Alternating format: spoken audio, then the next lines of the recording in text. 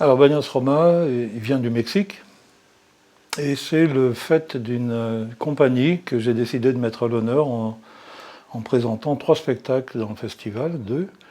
Et la plus grosse pièce, si on peut dire, c'est Baños Roma. Baños Roma part d'un point névralgique au Mexique. C'est une ville qui s'appelle Ciudad Juárez et qui est devenue l'épicentre de la violence. Il y en aura une autre ville d'ailleurs, mais celui-là est vraiment devenu le centre de la violence.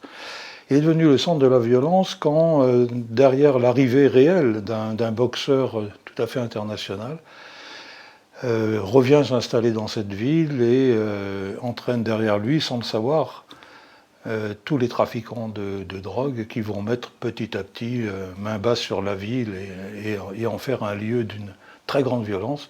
Et ça commence notamment par les femmes, féminicidos, etc. Alors cette compagnie, Línea de Sombra, a une particularité avec une autre compagnie qui est d'ailleurs invitée, puisqu'il y a 4 spectacles mexicains cette année. Ils ont tous les deux inventé ce qu'ils appellent le théâtre d'investigation. Donc, dès lors qu'il y a un fait de société qui est extrêmement important, prégnant, inquiétant, ils vont vivre là-bas, ils vont observer, ils vont regarder, ils vont passer 6 mois, ils vont amasser du matériel et puis ils vont faire du théâtre. Et c'est véritablement du théâtre. C'est-à-dire on n'est pas dans un théâtre documentaire qui illustre la violence, mais on est dans un théâtre qui met sur le plateau à peu près tout ce qui peut être mis sur le plateau. Il y a de l'art plastique, il y a de la musique live, il y a de la danse, il y a de la vidéo, il y a du cinéma, il y a de la boxe, voilà, il y a tout ça.